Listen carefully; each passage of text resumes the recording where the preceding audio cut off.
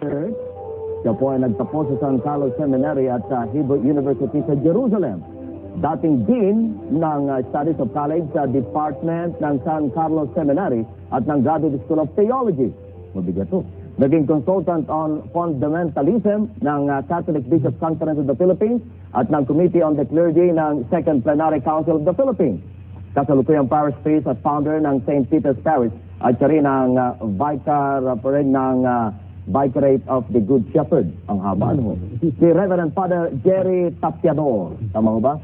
Magandang gabi po sa inyo. Magandang gabi sa inyo lahat at maligayang Pasko din sa mga nagdiriyon nito. 16 na taon ng pari ng Philippine Independent Church. Siya po ay nagtapos sa St. Andrew Theological Seminary at dating Executive Director ng National Priest Organization. Kasalukuyan Executive Director ng Ecumenical Council for Alternative Theological Education at Regional Coordinator ng Council of the Church in East Asia na sumasakop sa Hong Kong, Taiwan at Pilipinas. Kasalukuyan Rector ng Church of the Holy Cross sa Loyola Heights, Quezon City, si Father Isagani Fabito. Ano ba? Magandang gabi po sa inyo. Magandang gabi po sa inyo sa lahat. At 20 taon ng pasto ng Assemblies of God at head pastor ng Asian Christian Charismatic Fellowship. Siya po ay nagtapos ng Diploma in Bible and Theology sa Bethel Bible College. At kasalukuyang Secretary General ng Philippines for Jesus Movement, isang coalition movement ng may 300 born-again congregation sa buong Pilipinas, si Reverend Jaren Lapasaran. Salamat. Magandang gabi po. Good evening din po sa lahat. At Director ng Institute of Evangelical Ministry ng New Era College at 36 na taon ng ministro ng Iglesia ni Cristo. Walang iba kundi si Ministro Vivencio Pineda. Magandang gabi rin sa inyo lahat. Kami po ay nagtataka kasi, lalo-lalo sa mga Katoliko, kung bakit tayo iba-iba ang pagdiriwang ng Pasko. Merong hindi nagdiriwang ng Pasko. Meron yata iba pa ang presyo ng kanilang Pasko. Ano? Father, sa Katoliko, nagugulo ako sa ano. Kasi nakasitana. Sa Katoliko, bakit Disyembre ba? Una sa lahat, ang Disyembre 25 ay batay sa isang Roman calendar natin dahil talagang fixed ang date niyan. Ito ay kakaiba sa pagdiriwang natin ng yung tinatawag natin Holy Week or Easter na movable dahil batay ito sa Jewish calendar. And so, ang ginawa ay dinatayan namin ang Biblia, lalong-lalo na si San Lucas na sinasabi ay kailan ba talaga pinanganak ang ating Panginoon Jesus, and ito ay nangyari nung si Caesar Augustus ay nagpahayag ng isang dekreto na kinakailangan ang lahat ay magkaroon ng census, at yun nga, ito ay nangyari nung si Quirinius ay gobernador ng Syria. Kaya ibig sabihin ay may takdang panahon talaga na nangyari dahil talagang historical itong si San Lucas. Pagkaalam ko, Father, December 25 nung pinanganak si Cristo, gano'n ba? Hindi naman exactong December 25. Kaya lang, ang mahalaga dyan ay kinakailangan fixed ang date. Dahil ang sinusunod natin ay ngayon ay isang Gregorian calendar. Hindi talaga December 25 pinanganak si Cristo katulad ng pagkakaalam ng pangkaraniwang Katoliko. Hindi po nalalaman exactong date dahil hindi po binabanggit sa Biblia. Father, sa Aglipay sa inyo po. Okay. Ganun din ba? Walang pagkakaiba doon sa sa nabanggit ni Father, yung history ng development ng Pasko. Na yung December 25, tama po yung sabi niyo na ito ay hinango sa isang paganong festival noon. Wala pa ako sinasabi. Yung kanina. Yung kanina. Kasi nabasa ko dito parang pagano daw. Yung mga pagano noon, ang kanilang itinagdiriwang ay yung kaarawan ng pagsamba nila sa araw, no?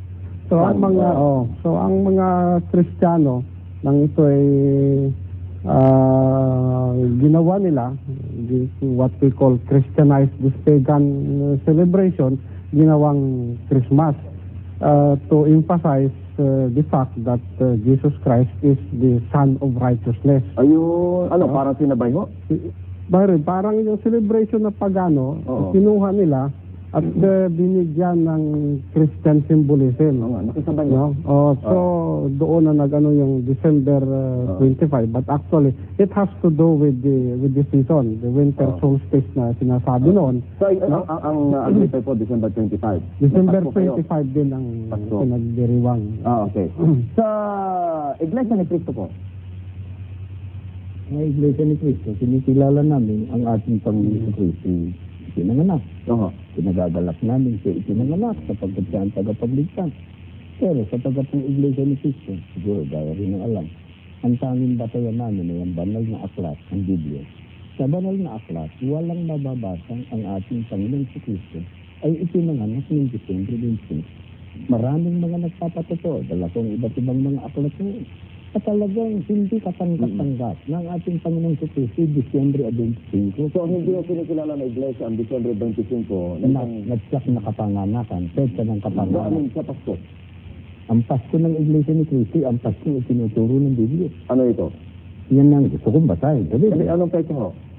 May petsa ho ba? Walang tiyak na petsa. Walang tiyak na petsa. Sapagkat ang tiyak na ang pagdiriwang ng Pasko o Pasko ng mga Iglesia ni Cristo ay kalahat ng panahon. At gusto kong basahin. Araw-araw kayo, Pasko.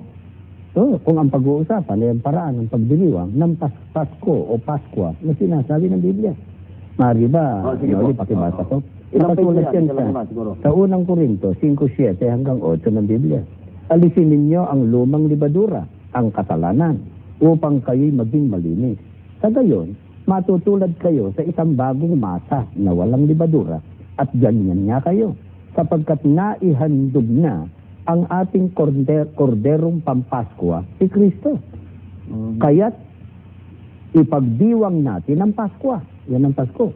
Ngunit, hindi sa pamamagitan ng tinapay na may lumang libadura ng kasamaan at kahalayan, kundi sa pamamagitan ng tinapay na walang libadura sa gisag ng kalinisan at katapatan. Anong libadura? Ano yun? Yun ang pampausa. Yun ang salitang figuratibo ng Biblia.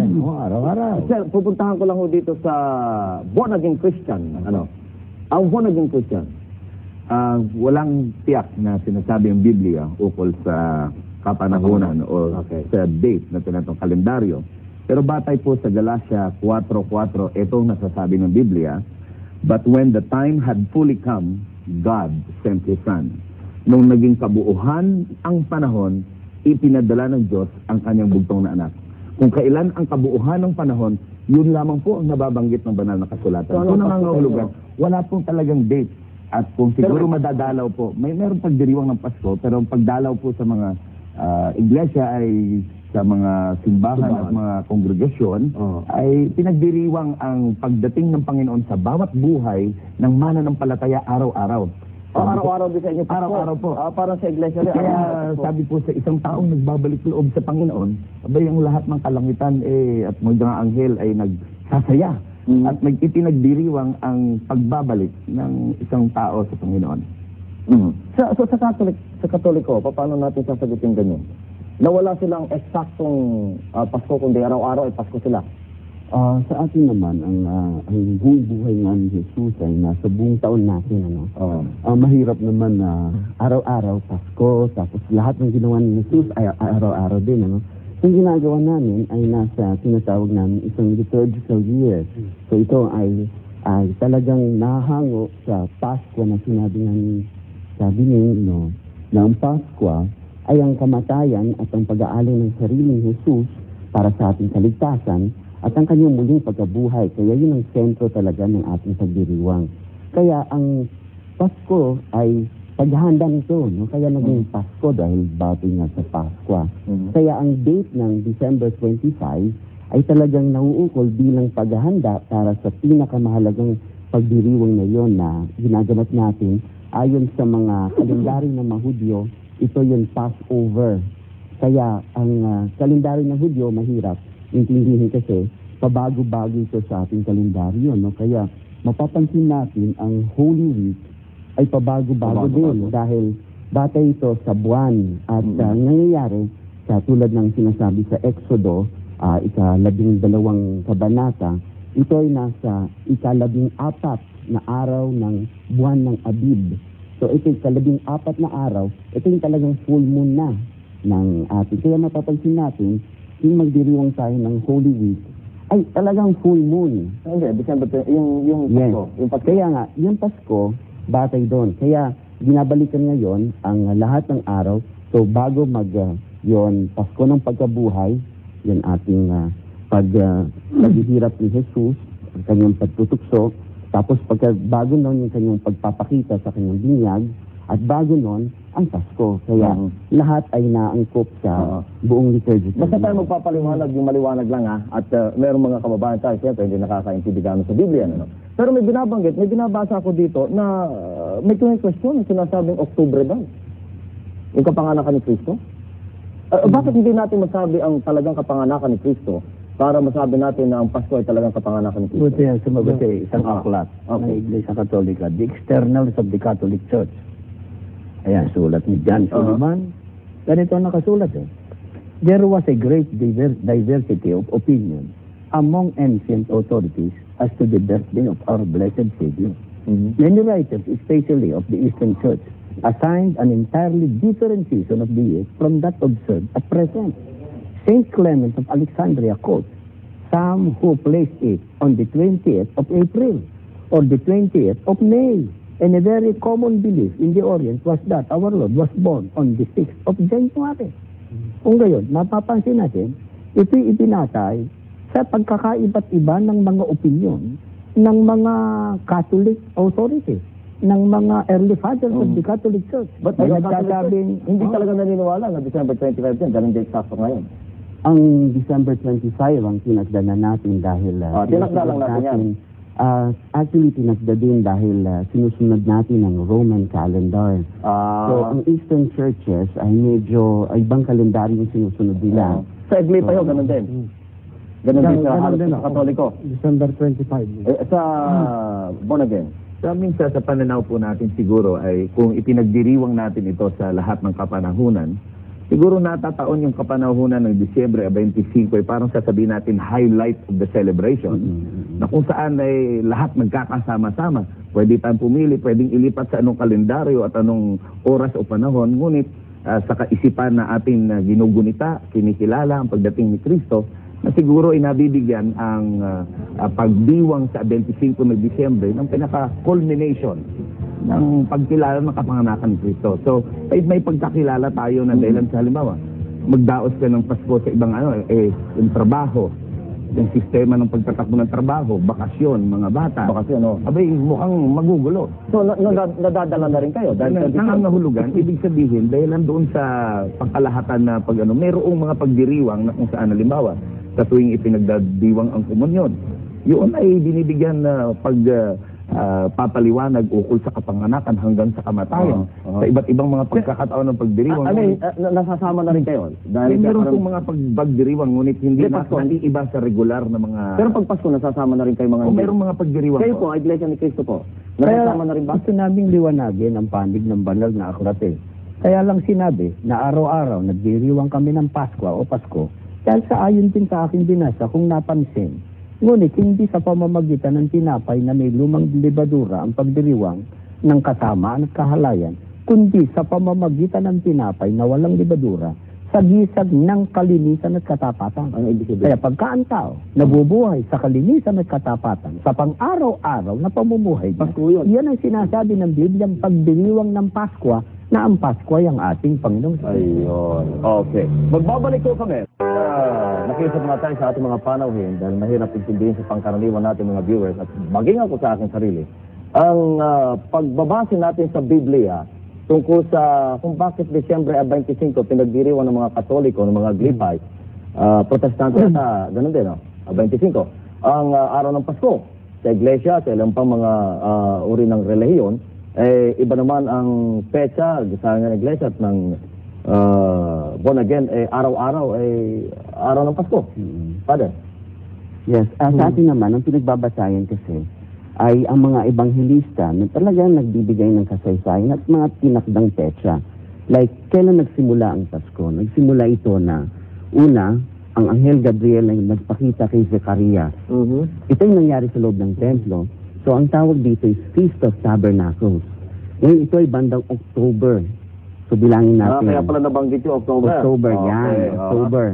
Ngayon, October, tingnan natin. So, tapos sinasabi na Anghel Gabriel nagpakita kay Maria sa unang kabanata ni San Lucas, talata 26, nung ika-6 na buwan ng pagdadalang tao ni Elizabeth. Bilangin natin yan.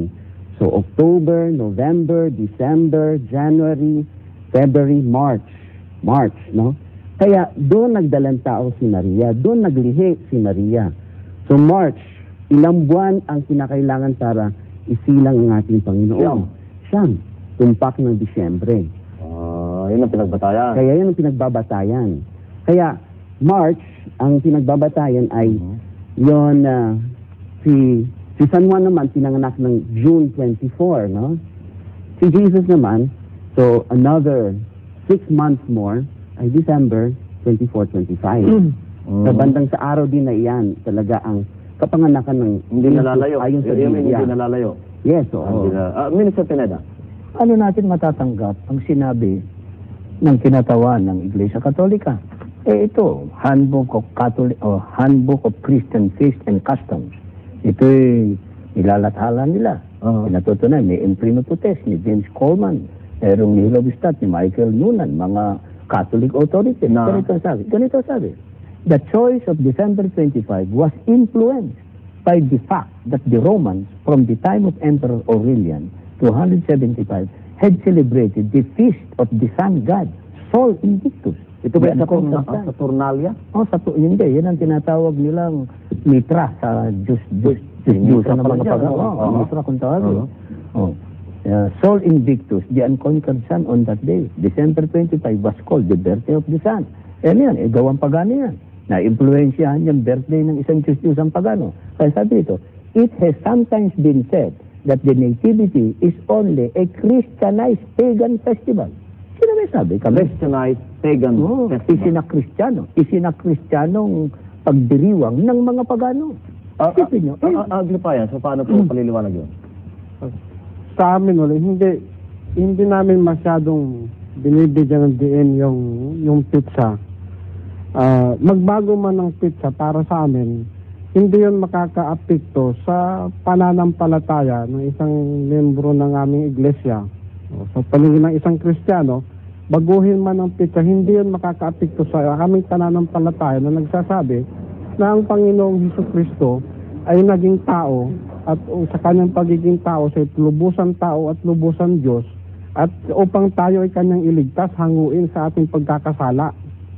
Yun ang pangunahin sa aming pananampalataya. Yun ang binibigyan ng diin, no? Isa sa mga diin na aming binibigay sa araw ng Kapaskuhan. Bagamat ating ipinagdiriwang yung kapanganakan ng Panginoong Hesukristo na ang Diyos ay naging tao, no? Sa pamamagitan ni Hesukristo.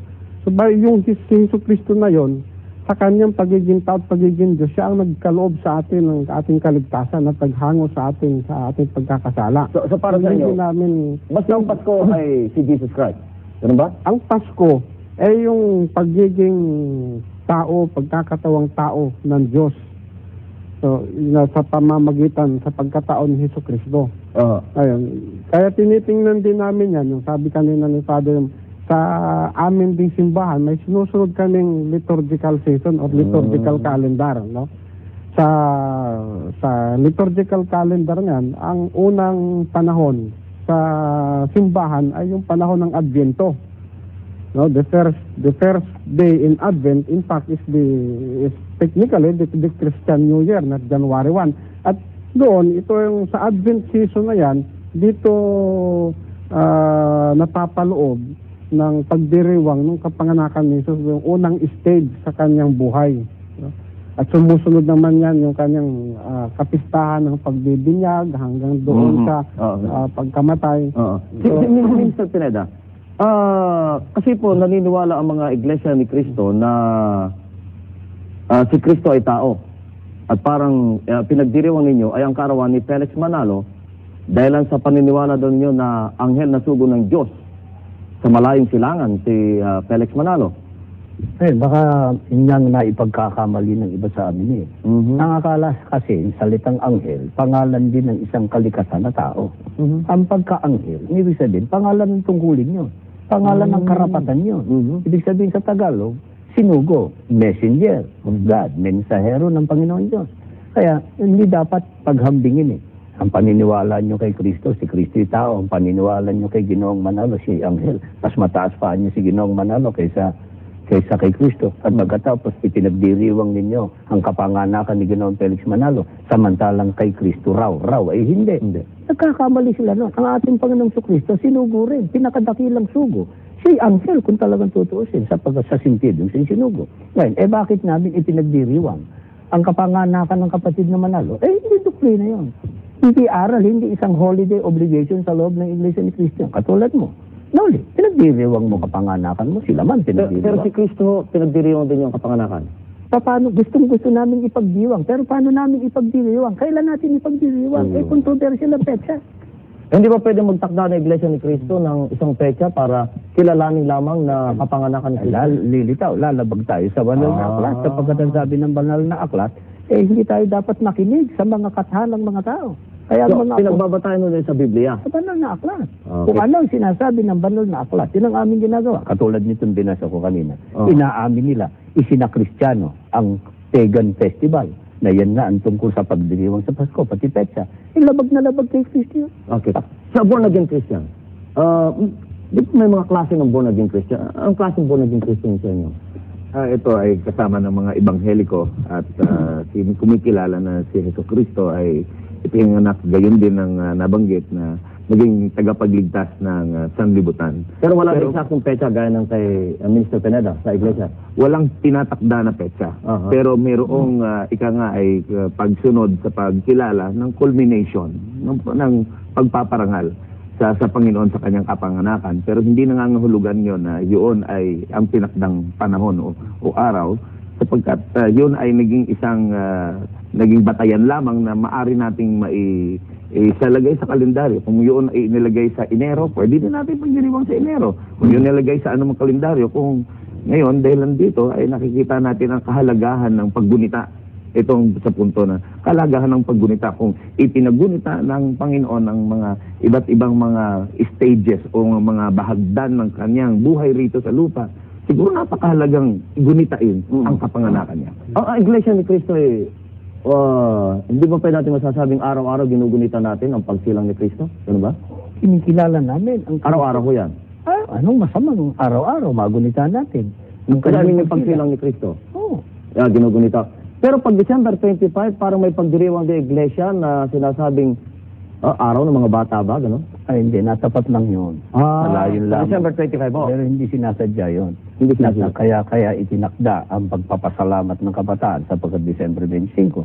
Sapagkat sa ibang mga distrito ng Iglesia ni Cristo, nagpapasalamat ang mga bata ng ibang petsa. Komo doon sa Metro Manila, komo yung December 25, ika nga, holiday.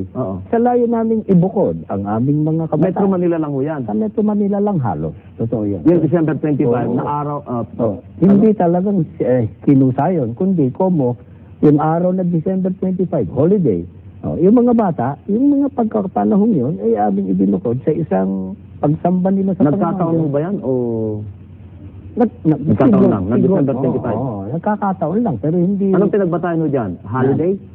Common testa opisyal. Walang Holiday. gawain ng mga tao. Kaya napakaganda ng pagkakataon para sa mga bata, kasama ang kanilang mga magulang, na idaos yung kanilang pagpapasalamat sa Diyos sa loob ng aming mga bahay-sambahan. Pero hindi ibig sabihin, sa ilalim ng Espiritu, Disyembre 25 ngayon ipinanganak ang Kristo, kaya kayo ngayon magpasalamat. Wala hulong ganun, di ba? Parang ang sabi nila, ang katunayan yun eh. Kasi ang sabi nila parang ang Pasko kasi para sa mga bata, sinabay na ng Iglesia ni Cristo. Nagkakataon lang. Nagkataon lang. Oo, nagkakataon. Magbabalik ko kami.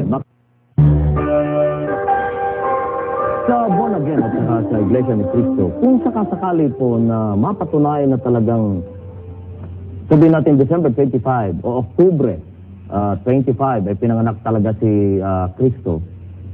Tayo ba isasangayon ay pagdiwang natin ang Pasko, halimbawa sa petsang ipagdiwang ang kapanganakan ng ating Panginoong Kristo, ngunit sa paraang itinuturo ng Biblia. Noong magdiwang ang mga anghel ng si Kristo ipanganak, Ang ginawa nila ay nagpahayag sila ng pagpuri sa Panginoon Diyos. Di ba? Kalwalatian sa langit at kapayapaan dito sa lupa. So ano ibig sabihin, pagkakaiba sa pagdiriwang ng Pasko ngayon? Hindi namin ipagdiriwang na katulad ng pagdiriwang ng mga Katolik at mga Protestante sapagkat inaamin nila ang paraan ng kanilang pagdiriwang ay hinaluan ng mga gawang pagano. Okay. Kalabang-kalaban ng ating Panginoong Kristo yan. May binabasa ko kasi ako dito. Mari ba Noli, pakitulutan mo lang basahin kung sa Biblia ni Kristo ukol sa pagano. Sapagkat kung tayo tunay na Kristiyano, susunod tayo kay Kristo. Ganito nakasulat, Mateo 6:7 hanggang 8. Ang inyong panalangin ay huwag pa ulit-ulit, tulad ng ginagawa ng mga pagano, pagkat akala nila'y diring din sila dahil sa dami ng salita. Huwag nga kayong tumulad sa kanila, sa mga pagano. Sapagkat sa panahon ni Kristo, may mga pagano na. Yamang bago pa ninyo sabihin, ay alam na ng inyong Ama kung anong inyong kailangan. Pagkatapos nakasulat sa Efeso 4:17, kaya't ito ang masasabi ko, sa pangalan ng Panginoon, huwag na kayong mamuhay na gaya ng mga paganong walang kabuluhan, ang mga iniisip at nadirimlan ng kaisipan. Dahil wala silang pagkaunawa, matigas ang kanilang puso, iwalay sila sa buhay na mula sa Diyos. Pagkatapos, i-adapt natin ng mga... Tingin ko lang ang inyong reaksyon tungkol dito sa binabasa kong ito. Of all the holy people daw sa ating scriptures, walang nakatala na ipinagdiriwang nila o ginugunita nila ang birthday nila maliban sa mga makasalanan na katulad ng Pharaoh at ni Herod, na kung saan pinagdiriwang ang kanilang kapanganakan. So, wala ba kayo reaksyon na pinagdiriwang ang kapanganakan o birthday ng mga makasalanan lamang? Totoo ba yun? Merong mga aklat na nagsasabing ganyan. Pero wala ko sa iglesia niyan. Nang ipinagdiriwang, birthday lang ng mga makasalanan? Ay, hindi. Karapatan ng isang tao. Sa Katoliko, ganun din. Ni Kristo, ipagdiriwang niya yung kanyang kapanganakan. Kaya lang ang... Ngunit, yung pagdiriwang namin ng aming kapanganakan, hindi doktrina sa loob ng Iglesia ni Kristo. Hindi doktrina yun. Okay. Meron ho kasing report ang ating kasamang si Eric Cortez dahilan sa ang Jehovah's Witnesses, so itong saksi ng Jehovah, ay tumangging pumarito ng live at makaharap po kayo dahilan sa pangamba nilang baka daw mauwi sa debate itong palatuntunan ito. Pero pinaunlakan po kami na makapanayam si Ginoong Felix Fajardo, ang ministro ng mga saksi ni Jehovah, para magpaliwanag sa kanilang paninindigan hinggil sa pagdiriwang ng Pasko. Pakinggan muna natin ang report ni Eric Cortez. Ayon kay Ginoong Felix Fajardo, ministro ng mga saksi ni Jehovah, hindi dapat ipagdiwang ang Pasko na sinasabing anibersaryo ng kapanganakan ni Jesus dahil wala umanong nakasaad sa Biblia na ipinagdiwang ni Kristo ang kanyang kaarawan. Sa pagkakataon na si Jesus ay narito sa lupa, mayroong mga 33 pagkakataon dumating yung araw ng kanyang kapanganakan. Wala man lamang ni kahit isang banggit na siya ay nagdiwang ng ganoong kanyang kapanganakan. At hindi iniutos ng Diyos sa Biblia na ipagdiwang ang kaarawan ng sinuman. Ayon pa kay Ginoong Fajardo, tanging ang mga pagano lamang o mga taong hindi kumikilala sa tunay na Diyos ang nagdiriwang ng kaarawan. Sa Biblia, maliwanag ang pagkakasabi na ang dalawang nagdiwang lamang ng kaarawan ay parehong pagano at ang naging resulta ay hindi mabuti. Isa ay si Paraon at ang pangalawa ay si Herodes. Nasabi yun sa Ecclesiastes 7:1 na ang sabi, mas mahalaga ang araw ng kamatayan kaysa sa araw ng kapanganakan. Si Jesus ay hindi nagsabing ipagdiwang ang kapanganakan, ngunit nagsabi naman siya na alalahanin ang kanyang kamatayan. Binigyang din ni Ginoong Fajardo na hindi 25 ng Disyembre ang tunay na petsa ng kaarawan ni Kristo. Sapagkat ang sabi, noong si Jesus ay ipanganak, anya ay may mga pastol na nagbabantay sa kawan, nagbabantay sa parang ng kanilang kawan. At yun ay sa gabi. Tatanungin mo ang ordinaryong mga taga-roon sa Jerusalem, sa kasalukuyan, anong petsa kaya maaaring mangyari ito? Ang marahil na kanilang isasagot ay mula mga buwan ng Abril hanggang buwan ng Oktubre. Pero hindi nila sasabihin ito ay nangyari sa buwan ng Disyembre, pagkat yan ay talagang taginaw, malamig, at may mga pagkakataon pang umuulan ng niebe sa panahon noon. At ayon sa komputasyon ng mga saksi ni Jehovah, Oktubre at hindi Disyembre pinanganak si Jesus. Tinatanggap ng halos maraming relihiyon na ang kanyang kamatayan ay nangyari sa mga Abril 1. At ang kanyang edad noon, nung siya ay mamatay, ay 30 at 3 taon at 6 na buwan. Dagdagan mo lamang ng 6 na buwan pa yung kanyang kamatayan at magiging araw na ng kanyang kapanganakan, di ba? Eh ngayon, kung Abril 1 yon, namatay siya, eh di magdadagdag sa ngayon ng 6 na buwan, di Mayo, Junyo, Julio, Agosto, Septembre, Oktubre ang kanyang kapanganakan. Hindi aabot ng buwan ng Disyembre. Nag-uulat, Eric Cortez na magandang gabi, bayan. O may gusto mag-react doon sa sinasabi niya? Hindi namin matatanggap Na? ang nagdiriwang lang ng kapanganakan mga taong walang Diyos, mga pagano. Mga makasalanan. Yung mga makasalanan. Oh. Paano nung ipanganak ang ating Panginoong Kristo? Mga anghel na galing pa sa langit ang nagdiwang. Nagpuri. Nagpuri sa Panginoon Diyos. Paano natin tatanggapin yung sinasabi niya ng... Ganon din ang pahayag niya, Father. Hindi lang yun.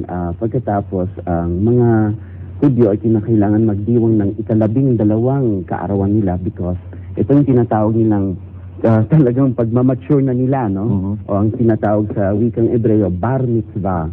Kaya mismo si Jesus ay nagdiwang din ito sa 2 kalabanata ni San Lucas, talata 42, sabi niya, and when he now reached 12 years old, so talagang naabot niya ng 12 years old, nagpunta nga siya sa Jerusalem. Kaya talagang pinagdidiriwang pa rin nila ang kanilang kaarawan. At itong pinaka-special na birthday niya, yung ika-12 birthday.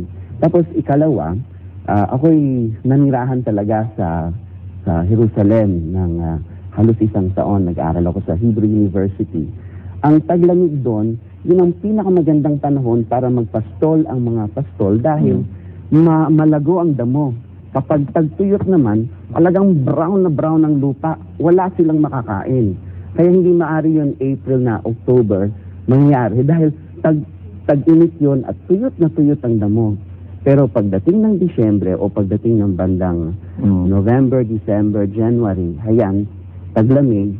So yun ang mas magandang talagang pagpapastol. Pagpatawad niyo, hindi ko matanggap yun naman binasa niyo sa Biblia. Na binanggit na si Kristo, umabot ng 12 taon, anyo 30, anyo 33. Paring ibinabalita lang kung ano ang kanyang edad.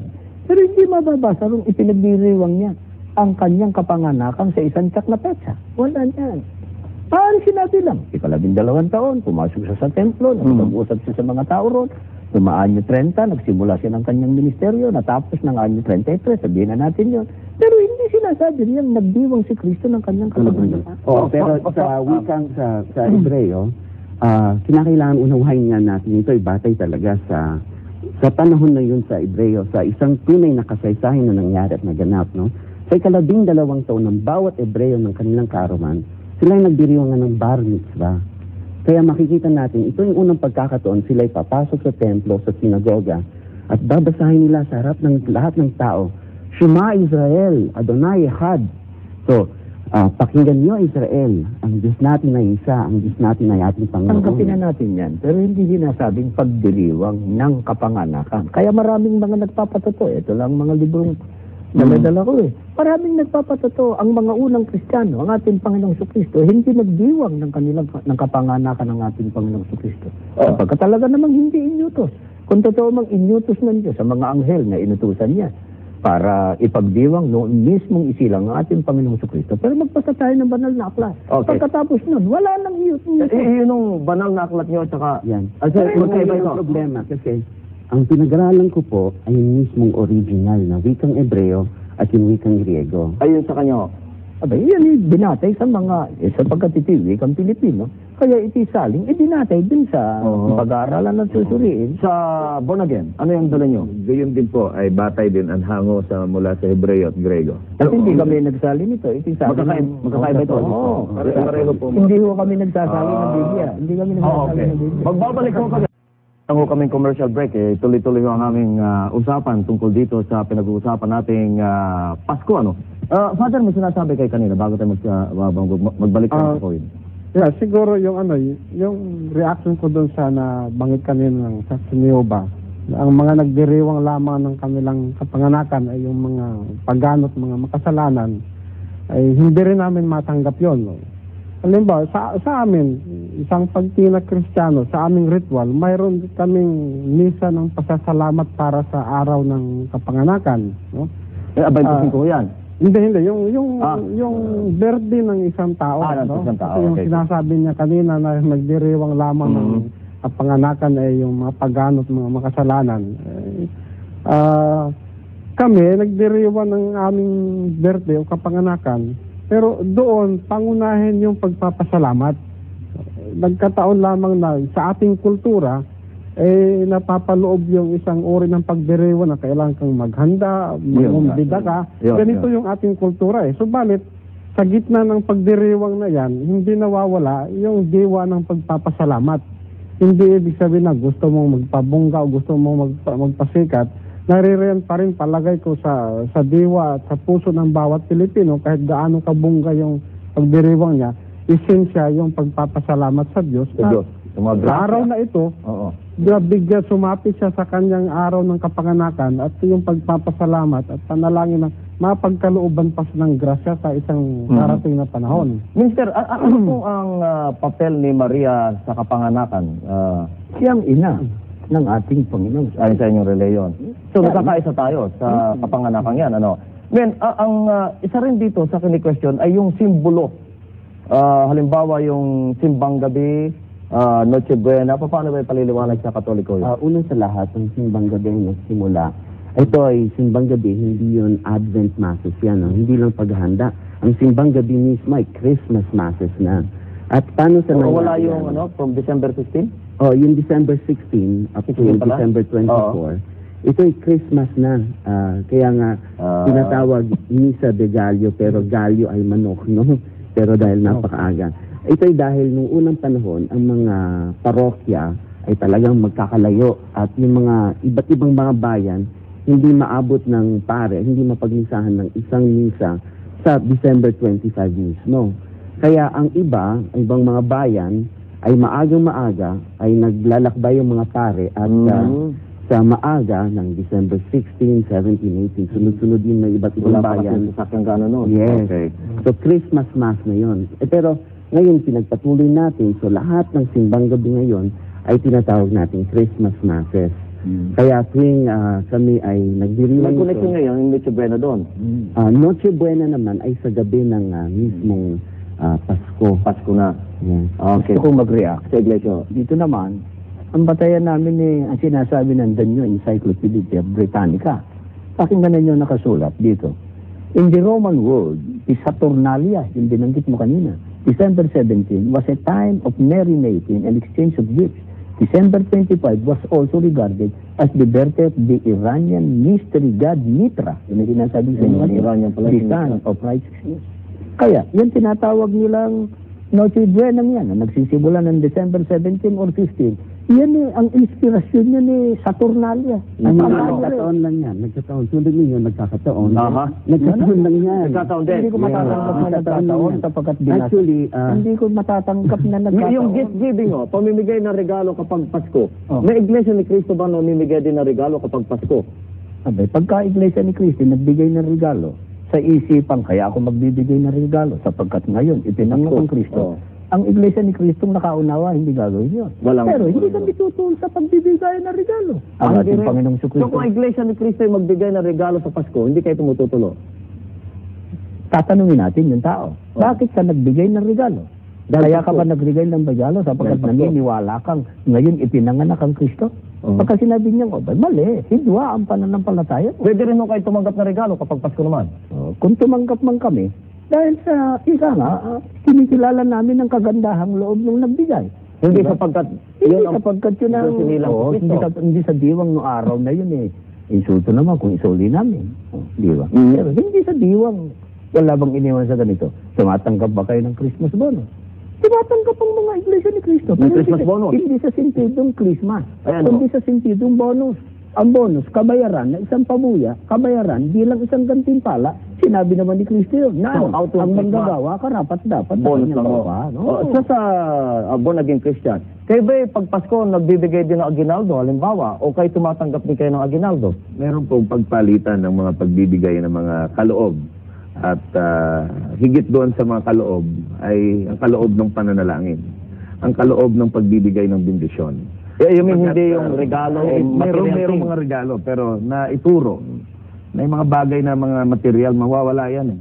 Pero ang binibigay na regalo ay mga bagay na kailanman hindi mawawala sa kanila. Ano ito? So nangangulugan ito kagaya ng pananalangin, pagbibigay ng pagbabasbas at gayon din ang pagbabahagi patuloy ng salita ng Diyos. So kadahilanan na kung mayroong tunay na pagdiwang ng Pasko ay nakasentro roon sa pagdiwang sa pagtanggap ng salita ng So, Panginoon. yung katulad nun ninyo, magre-regalo sa isang Katoliko at sasabihin, re-regaluhan kita ngayong Pasko ng dalangin, yun ba hindi natin masasabing pagano? Maging hindi natin ini-exempt yung literal, material ng pagre-regalo. Meron yun. Pero nakikita natin at lalo na kapag ang isang mananampalatayang Kristiyano ay lumago na sa pagkakilala sa Panginoon, ay nakikita natin na ang kanyang madalas nga po ang regaluhan ay Biblia ang binibigay. Ang pagre-regalo ay mga bagay na makapagpapalapit sa kanila sa Panginoon. Ngayon, gaya ng sinasabi, maging sa mga kaarawan, maging sa mga okasyon ng mga anibersaryo, na ang isang mananampalataya Kristiyano may kaunawaan na sa mga bagay na mas mahalaga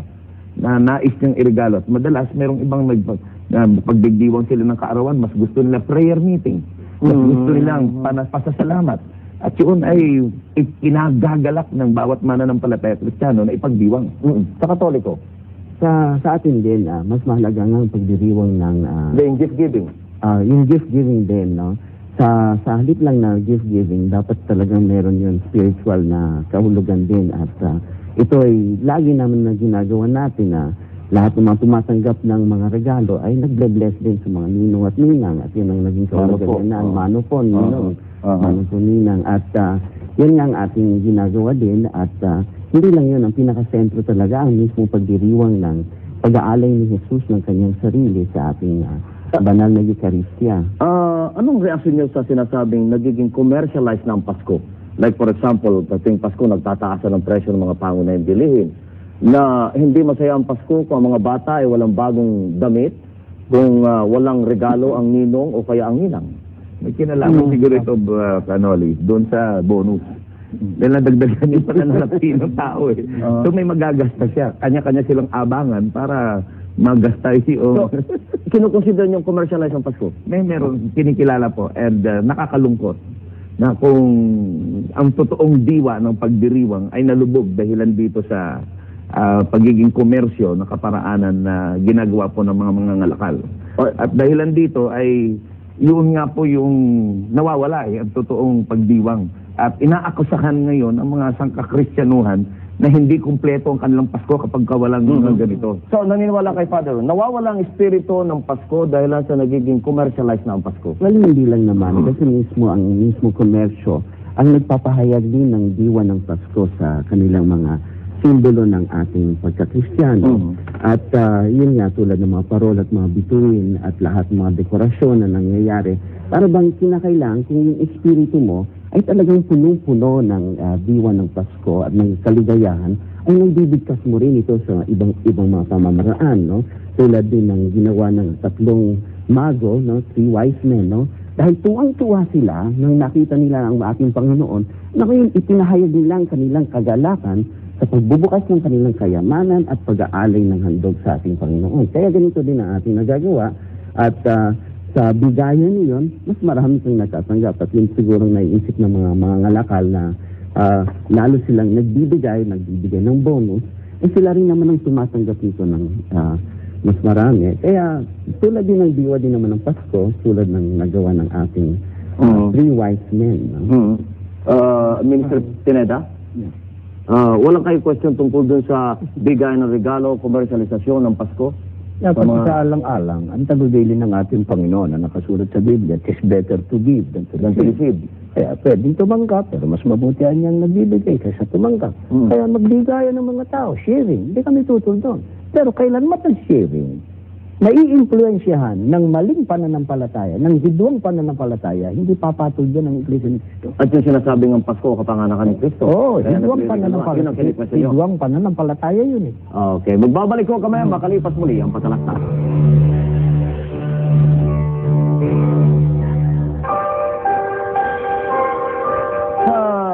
Aglipay po, Father, Ano masasabi niyo sa sinasabing commercialismo ng Pasko?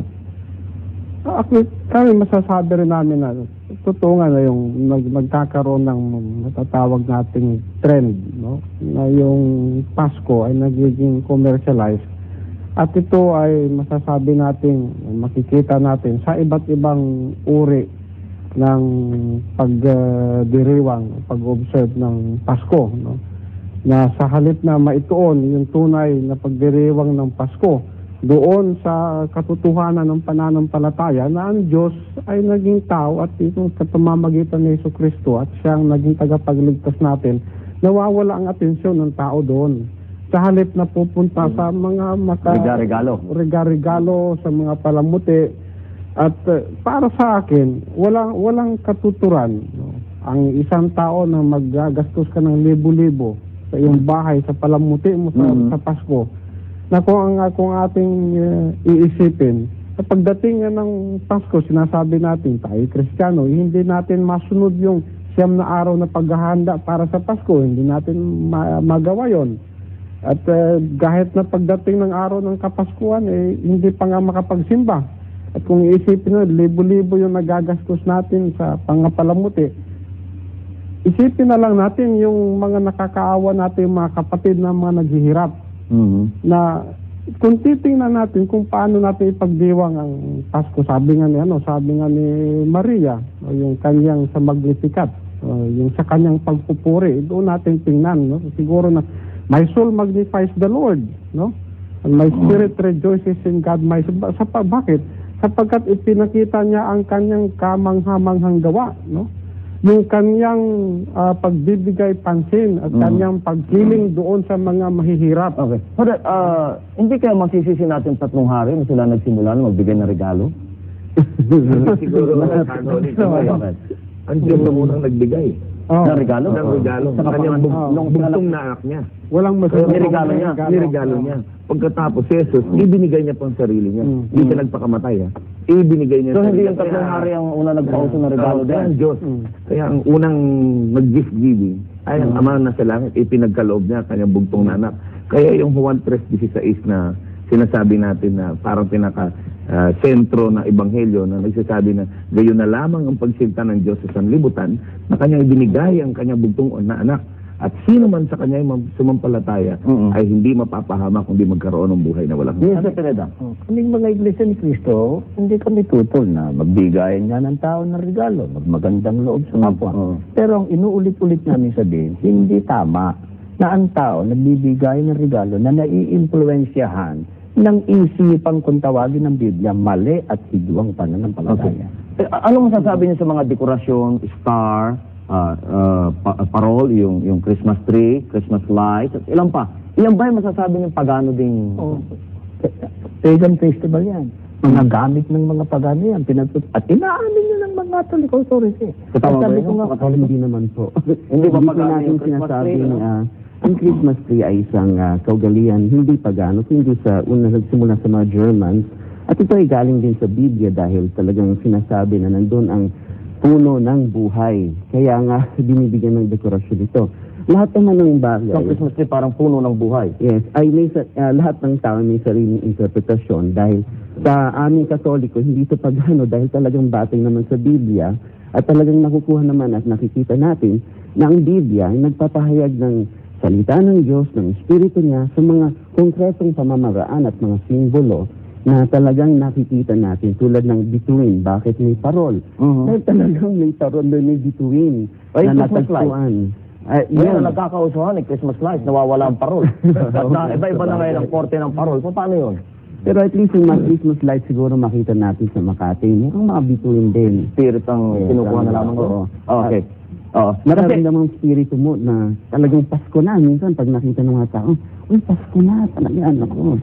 So nararamdaman mo uli yung pagdiriwang at pag-aalaala sa ating Panginoon. Hindi kaya time will come na ang Pasko ay ipagdiriwang natin na simple-simple sapagkat nagiging masyadong komersyalismo na? Hindi naman siguro dahil ang Diyos sa mga pagkakataon na naging mahalaga mga tinatawag nating decisive events na talagang may pinakita siyang mga simbolo at mga palatandaan na talagang siya'y kumikilos ng konkretong pamamaraan. Kaya ayan, tulad sa sa Exodo, pinalaya sila, kaya nga sila ay may awitan, sila ay talagang may konkretong pagdiriwang ng Passover.